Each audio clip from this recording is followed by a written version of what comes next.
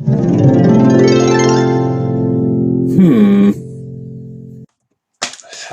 my lovely people, and welcome to Owen's Mind, a light-hearted trip through the contents of my head and the world in general. It is Sunday, the 29th of December. My name is Owen, and here is what is on my mind today. So, how are we? How's your Sunday going? Hope it's going well. Mine's going pretty good. Hope you all had a good Christmas and you got lots of nice things and there was no family falling out and any unpleasant stuff that sometimes occurs around Christmas. Mine was really good. Hope yours was too. Anyway, as usual, I've picked out 5 stories making the headlines that I want to give my thoughts on today. Links will be in the description below so you can read each article in full and show those original publications some love. So, without any further ado, let's get into it with story number 1. So, this is the Mail Online today. So, Britain's first unwanted Christmas present was returned at 7:02 AM on Christmas Day. Yeah, so what an ungrateful lot we are. So yes, a resident in Salisbury was the first person in the country to return an unwanted Christmas present. It was still dark when the first parcel was returned to a Collect Plus store in the Wiltshire town at 7:02 AM on Christmas Day, according to the payment systems firm PayPoint. It was another 38 minutes before the next parcel was returned in Glasgow at 7:40 AM.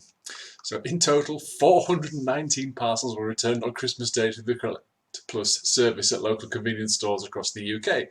Some customers returned more than one potentially unwanted present. In Enfield, North London, a single customer returned 7 parcels at 12:09 PM, while in Wokingham, Berkshire, a customer returned 6 parcels at 12:44 PM. Further 5 were returned by a customer in Hemel Hempstead at 6:50 PM. So at least they spent the day with them. Meanwhile, hundreds of potentially happier customers who collected their parcels on Christmas Day. In total, 1,043 parcels were collected on December 25th because of their local convenience stores were open. Lewis Allcraft, Chief Commercial Officer at PayPoint, said, while most of us tucked into our turkey dinners on Christmas Day, thousands of staff at convenience stores were hard at work, and we thank them for it. Collect Plus has transformed services in communities to ensure that people can receive gifts and parcels at nearby collection points, while also offering a way for those who weren't overjoyed with what Santa brought them to return their presents. So yeah, that's harsh, is that on Christmas morning, 7:02 AM? It's you kind of gone, well, that's going back. So here's my thoughts on it. All right. If somebody's given you a present and they've put thought into it and they've put care into it, and you can see that they have, even if it's something you don't want, keep it. Keep it for that reason, the fact that somebody put a lot of thought into it, so hang on to it, even if it's not what you wanted. You know, if it's something like clothing that's the wrong size, fair play, that has to go back, you know, because it's... And I think whoever gave you the gift would completely understand. So yeah, I like it, but you know it's the wrong size, so I've sent it back. I'm going to get a slightly bigger one, etc., etc. But it's a tough one, isn't it? Because some people, you do get gifts occasionally from like sort of the families, like you've got concentric circles of really close, and then sort of relatives and cousins, and then you get all these. When you get out a couple of circles, you get people who are not really sure what to get. You're not really sure what to get them, so you just get like a generic. You know, like like for me, it's like the guys. We always get a Lynx Africa gift set. I've got a cupboard with I had about 6 in at one point. From every year, I just kept giving it. I've got nothing against it. I used to use it when I was younger, but you know. So you end up with stuff like that. Now that's not something you'd necessarily return because there's not a lot of value to it anyway. But you'd be kind of like, yeah, there's not a lot of thought going into this, so it's not the worst thing in the world if I return it or re-gift it or something. But I think if thought's been put in, you should keep it, even if it's not your cup of tea, because it's the sentiment of the sender that you're hanging on to, not just the item. But yeah, this is brutal. It's like someone took. How miserable must that person be who took 6 presents back? You know, I mean, 7 parcels, yeah, in Enfield, North London. So unless you got a lot, 7 could be everything you got, and you're just like, that humbug. It's all going back. The poor person in that convenience store has got to process and barcode and scan all them parcels, send them back Christmas Day, probably thinking, you ungrateful git, I'm working, and you've got the time to come out and just say, I'm really ungrateful, send it all back. Anyway, there you go. Like I say, there's my thoughts. Keep the stuff that matters. If there's no thoughts gone into it, and you think, well, the person who gave me it was probably something they had in their cupboard, and it was like, oh God, I haven't bought so and so. Have a look through the cupboard, send them that, wrap it, send it, Merry Christmas tag on it, it's fine. So yeah, I can see both sides. Anyway, let's move on. Story number 2. This is the Mirror. Lottery winner complains about weird men after offering £60,000 for a boyfriend. Yeah, this is so. Euro Millions winner has complained about her love life after offering to pay one lucky suitor 60,000 to be her boyfriend. Yeah, you can kind of see the problem right there. So Jane Park became Scotland's youngest lottery winner at the age of 17 when she scooped $1 million with her first ever ticket. Well done. I've been buying them for years and I've won, like, I think the most I've won is like a tenner. So fair play to her. The huge windfall meant Jane's life as an £8 an hour admin temp living in her mum's two-bedroom council flat was changed forever. In last November, she launched a website taking applications from young men who wished to be her boyfriend, having been unlucky in love. The offer was met with thousands of applications from men wanting to woo her using the 60,000 fund she had stumped up for dates. It seems that Jane had used all her luck up on the lottery. She hasn't been able to find a romantic partner and was even banned from Tinder last week. Doesn't say what for. Last night, she took to Instagram and Twitter to vent about her weird, strange bunch of men who auditioned for the boyfriend role. On her Instagram page, which has over 235,000 followers, she posted a number of damning quotes, including "want, cuddles, receives, struggles." Dealing with men is like trying to pick up change off the floor with acrylic nails. After winning the lottery, Jane splashed cash on luxury cars, designer clothes and property. New boobs and cosmetic work on her bottom and teeth followed after that. Okay, so here's the thing. Once it's been made public that you've received a lot of money, you are going to receive a lot of attention, and not necessarily positive attention. You get the usual, all the stories about people, distant relatives suddenly reappearing, going, oh, all this kind of keeping back in touch, and all of a sudden, for just all of a sudden, out of the blue, we just felt like reaching out to you. Yeah. So you get all that, but then you get the next level out from that, which is just people who want to take advantage of you for your money. Personally, I don't think she's helped the matter by putting up this fund. Now, it kind of says, it's weird because it says, she was offering like 60,000, but then it says later on, there's the 60,000 fund she'd stumped up for dates. So it kind of sounds like she put that aside to pay to go on dates with people to kind of check them out in her first dates kind of thing. The problem is you're going to attract people who are attracted by offering money, if that's indeed what you did. Like I said, the article's a little unclear to me. Have a read of it, see what you think. You're going to attract people who are interested in money, not people who are interested in you. Whether you're a millionairess or you're in poverty, people should want to be with you for you, not for your money, not for the lifestyle you can give them. That's not how it should work. And the fact that you've kind of put money aside and set up where you kind of audition partners, it just feels a bit clinical. I've always thought it should be a bit more organic. You should kind of meet each other naturally. Now I know it's that's not the way it is now, and there's lots of online dating sites where it is more of a not clinical as such, not like that, but an auditioning thing kind of sounds a bit next. It's a bit no good. Next, it just sounds a bit But she's saying she's complaining because she's attracting weird men. I'm like, if you are going to audition for boyfriends with some sort of cash incentive, you're going to attract people who are not necessarily genuine. So yeah,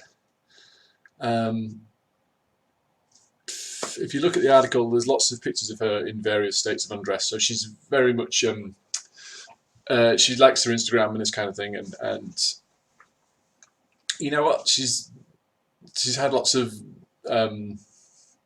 cosmetic work done, so it's not really my look, but she's a bonny girl, and I just think people should be, if you should be dating people, and people should be coming to meet you, for your personality, for your sense of humour, for your warmth, for your intellect, for all that kind of stuff. Money should be so far down the list, if on it at all.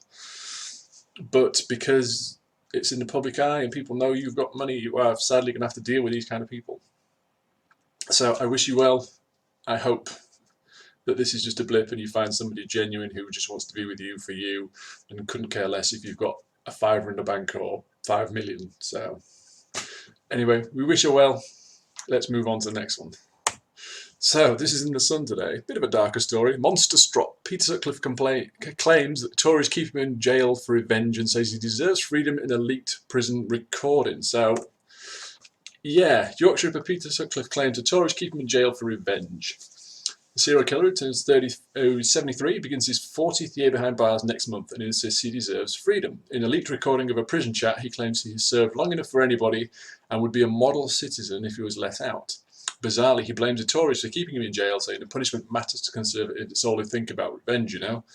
Sutcliffe murdered 13 women and tried to kill 7 more in a 5-year reign of terror ending in 1980. He was sentenced to 20 life terms with a suggested 30-year tariff. In 2010, when the Tories and Lib Dems were in power, Sutcliffe applied to have a minimum term set, but a judge made it a whole life sentence. In the tape, he also compares his stretch to London Bridge terrorist Usman Khan, 28, who stabbed 2 people to death after being let out of jail halfway through a 16-year sentence.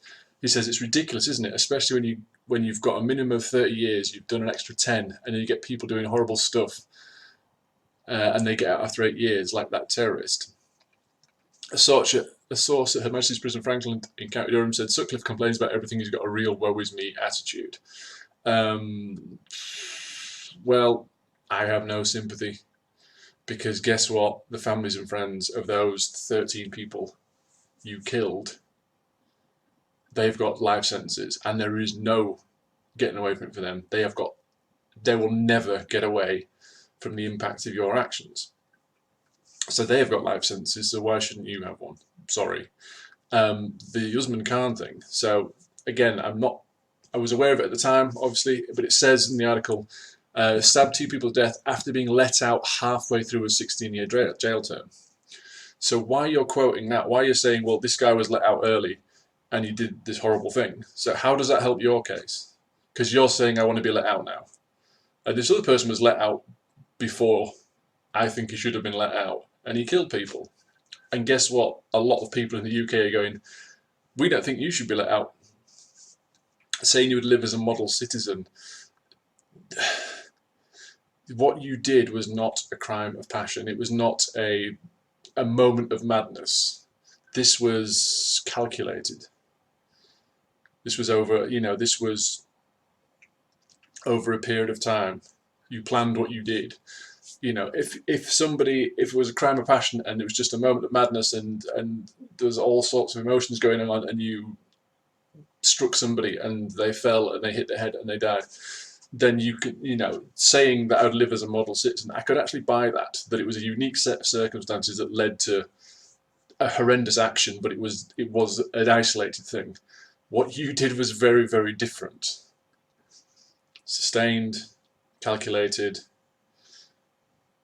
over time. And yes, of course, you could argue people have a right to rehabilitation and they have a right to kind of prove themselves and serve their sentence. But you're kind of a unique case, and for me personally, I don't ever want to see you let out. And I'm sure many of the families, in fact, I would speculate that all of the families don't ever want you let out either. So, yeah, if you've got a woe is me attitude, you're kind of there because of your actions.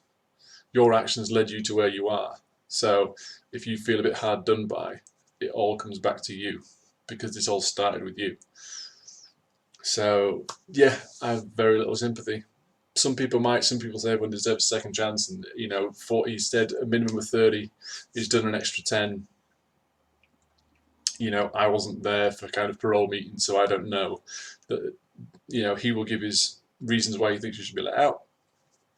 Other people will give their reasons why they think he shouldn't be. So I don't know what those reasons were given, why they decided to keep him inside, but they did. And yeah, so I trust those people who know better than me why he's still inside. And for me personally, I believe he should stay there. There you go. Sorry, not very Christmassy, but those are my thoughts. Moving on, story number 4. So this is in the Mail Online again. Family abandoned £250 meal at a premium gastropub after disastrous service. And repeating, frozen pizza, cheese and crackers at home in the worst Christmas day ever. So this one I've got kind of, I can see both sides on this one. But I'll give you the story. So, family abandoned plans to have a 5-course meal at the Bath Gastropub on Christmas Day after suffering what they described as a disastrous service. So, Jo McPherson, her partner Simon Wright, 59, his mother Beryl, 85, and their 8-year-old daughter Harriet were booked into the Bathampton Mill in Bath at 3:15 on Christmas Day. However, Miss McPherson, 39, complained they had to wait an hour for their first course and said the waitress had been very rude to them. She said she witnessed kitchen staff arguing with each other and decided at 4:30 they would give up and go home. She told Somerset Live that she and her partner returned home where they had a meal of frozen pizza, cheese and crackers following their disastrous experience. She said Bathampton Mill apologised for the delays and refunded them the $250 they had spent on booking the meal. The venue said they were short-staffed on the day with 3 front of staff members called in sick. She told Somerset Live it was nothing short of a disaster due to the lack of staff and organisation. It also seemed the service staff were arguing with the kitchen staff. I was told by the waitress who was actually very rude. We complained about poor, slow service, menu changes and cancelled amuse-bouche. She stated that she was not happy either as she could be at home with her family enjoying Christmas. She obviously didn't want to work on Christmas Day. She said the experience completely ruined her Christmas. According to the Mirror, Bathampton Mill's general manager Mark Richardson said it is with regret that at Bathampton Mill on Christmas Day we were left extremely short-staffed at very short notice. 3 front of our house team were unfortunately too ill to work, and this left us with no choice but to try and look after the guests we had booked in while not wanting to cancel and spoil their day. This had a huge impact on our guest service, and whilst I appreciate it had spoiled their festive lunch, we gave the guest in question a full refund and are truly very sorry for the inconvenience and disappointment this must have caused their group.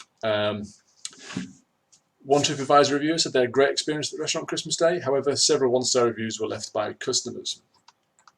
Okay, so I've worked in retail and service businesses around Christmas, and it is manic. It is chaos. Now, these 3 of our front of house team were unfortunately too ill to work. Okay, whether that's true or not, and you're going to read it and go, nah, they just had a skinful on Christmas Eve. We don't know. But the point being, it left this pub in a very, very tricky spot. So I sympathise with them, I do.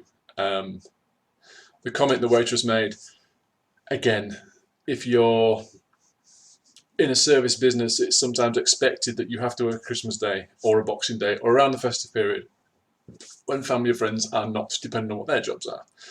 I have a good friend and she has like a week and a half off over Christmas. I got Christmas Day, Boxing Day. Because the business I'm in, that's it. We supply. And we supply pubs and restaurants who need our products, and that's it, and you accept that. But a lot of people, around Christmas, they want to spend it with family, and if they're going to come in, particularly on Christmas Day, and because, the Christmas lunch here they'd booked in at 3:15, so it's going to be an all-day thing. It's not like coming for a couple of hours in the morning. Your Christmas Day is at work. So I can see why you'd be a little bit, that would bother you. However,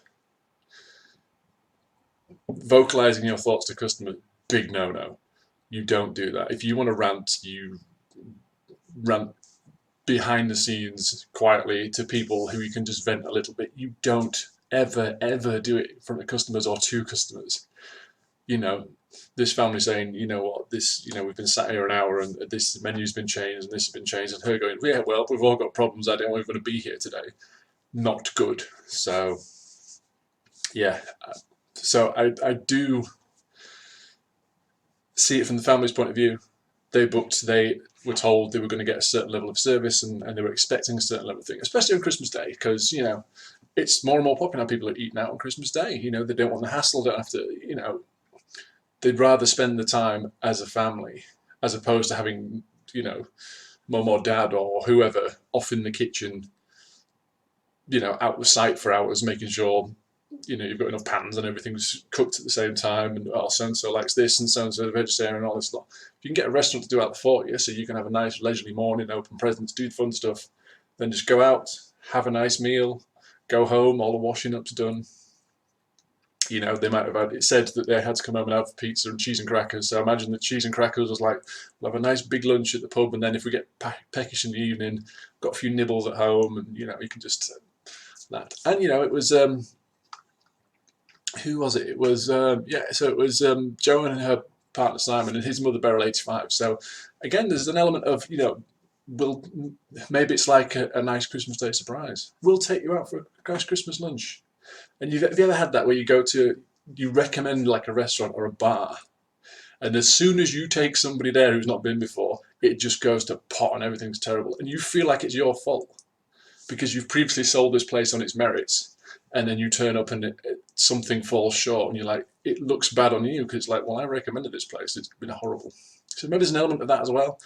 So if this family went through it and they said, look, we're not paying it. Fair play to the restaurant. They said, look, here's your money back. We do understand. We do apologise. If you read the review, which is on the web of that Joe McPherson wrote, it's on the article and it's blistering, and they did have a bad time of it. However, on the flip side, somebody else said that they had a good service. So maybe they got there at a time when it was there was enough balance between, customers and kitchen staff, and they could meet that. But once customers went up, and the kitchen was really up against it, the time started to stretch out, so the menu was changed, and yeah, it's disappointing, but I can see both sides. So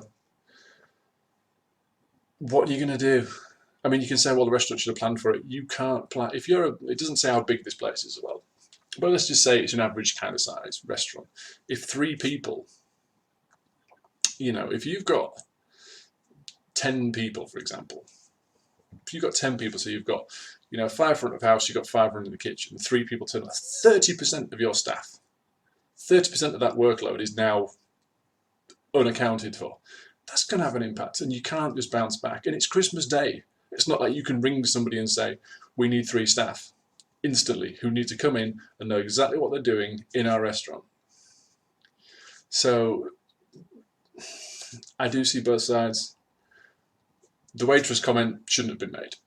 Absolutely not. So that is clearly on the family side there. But everything else, it's just really unfortunate. I hope they don't hold it against the pub too much, because it sounds like they were left with a very, very difficult situation on the one day of the year where they could not. The worst day it could happen, and they couldn't have got cover. However, should they have rung up and cancelled people? I don't know, because again, that just ruins people's day as well. And how would you decide? Well, these people were the last ones to book, so we'll just ring them on Christmas morning because they didn't find out these staff were coming in until Christmas Day. And this meal you've booked for this afternoon, you can't come. They can't do that because number one, it's Christmas Day, and number two, just logistically, these families can't now go out and prepare Christmas dinner themselves or book somewhere else. So it's just all round a bad situation, and hopefully everyone just recover from it. I would maybe question the 3 staff who were very ill, because I've worked in many places where people have had 24-hour viruses that stops them coming in on Christmas Day or Boxing Day, and they miraculously recover the next day. But if it was genuine or if it's not genuine, whatever, the pub was up against it. The family had a bad experience. Disappointing all round, but like I say, hopefully people will recover and had a Merry Christmas, whatever they decided to do. Anyway, let us move on. So story number 5 comes with Mental Philosopher MSN News. So this rescue kitten looks like Baby Yoda, and the internet has fallen in love, and rightly so. So it's safe to say that the world is obsessed with Baby Yoda, the pint-sized soon-to-be Jedi Master who has become the breakout star of The Mandalorian. While official Baby Yoda merchandise has been slow to roll out due to the studio wanting to keep the adorable creature's identity a secret, there are plenty of t-shirts, plush toys and overalls out there to satisfy even the biggest fan. But what if you could adopt a floppy-eared kitty that bears a striking resemblance to the Child, which is Baby Yoda's official name in the series? Hundreds of people are already reaching out to ask that very question, as a feline doppelganger in North Carolina has gone viral simply for looking an awful lot like the little green guy. The cat, whose actual name is Joy, was found by a volunteer at the Humane Society of Rowan County on December 15th. She's doing much better, but she's going to be in here a while yet. Roman just said of Joy's impending adoption availability. In the meantime, Joy is being fostered and given time she needs to heal and get stronger. While the shelter has been overwhelmed with phone calls and emails about Joy, they're hoping that the one-of-a-kind kitty's newfound fame will bring attention to many other cats in need of forever homes. It's been a little frustrating in a way, lots of phone calls, a lot of attention, but if it helps people learn there are cats out there that need help, it's worth it, Roman just said. In the meantime, Baby Yoda Cat has her own Facebook page where updates on her improving health and adoption will be posted. You can follow along. So there you go. Yeah, so she came in pretty rough shape. She had sores on her neck, bad sores all around her neck, her upper respiratory infection, fleas, you name it, the Humane Society volunteer Nancy Rominger told BuzzFeed News, which means that Baby Yoda cat Joy isn't available for adoption quite yet, though the organisation has already heard from plenty of interested parties. So yeah, it's you know, people are obsessed with The Mandalorian. It's been going absolutely nuts. The series has just come to a conclusion on Disney Plus this week. I will not give away any spoilers. But yes, obviously the Baby Yoda character, we've mentioned on here a couple of times, it's gone absolutely nuts. People love it. And we have a cat now that looks a little bit like it. Now, it doesn't say if the... let me have a quick look at this picture again. It doesn't say if the cat's ears at that low angle is down to any kind of abuse and stuff. And the reason I mention that is because I remember a few years ago there was a story and there was a cat which had been named Yoda, and what happened was some kids had found this stray cat, and for some reason, and these little terrors, what they'd done is they'd got an elastic band and had placed it under the cat's chin and round its ears. So the band was this way, and they put it under its chin and over its ears, and it pulled the ears down and actually cut in, and they'd put it really tight, and it had nearly severed the ears. It cut them both like halfway down, and it was holding its jaw shut, and it was torturing this cat. Anyway, it was found, and when they managed to save the ears, but when they reattached them, they went from being cat ears down to like this. They came straight out to the side. So they rescued it and they saved it, and the cat's ears were saved. They were horribly infected because this thing had been on there a number of days before they'd actually managed to find, before this cat had been discovered. And they named it Yoda. So that's what the story reminds me of. But I'm guessing in this one it doesn't mention that. It just says the cat's been a little bit mistreated. And maybe because, you know, it doesn't look like your classic cat, nice pointy ears up. Maybe because it looks a little different. It's been abandoned, and as such it's been stray, so it's not been looked after. It's got infections, it's got fleas, etc., etc. But happy ending. It's now going to get all the love in the world, and like they say, if it brings attention to all the other kind of pets and animals, which around Christmas, you know, despite in the UK we have messages every single year, all the animal charities put our message going, please, please, please do not give pets as presents. They're not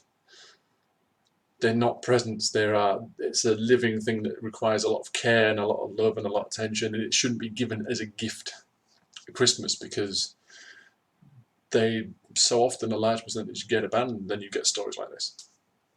But in this case, you know, this Joy is getting a lot of love.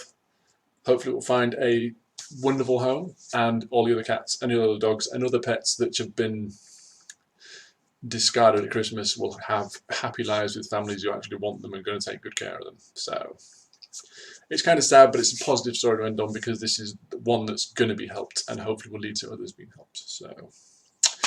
So that's it, guys. Links to all of the stories I've discussed can be found in the description below, so feel free to go and check them out. And let me know what you think about this video, and tell me what's the worst Christmas Day food or meal you ever had. And was it in a restaurant? Was it somebody's house you were maybe a guest at? Or was it your own? Did you just have a kitchen disaster and forget to put the oven on, and whatever it was?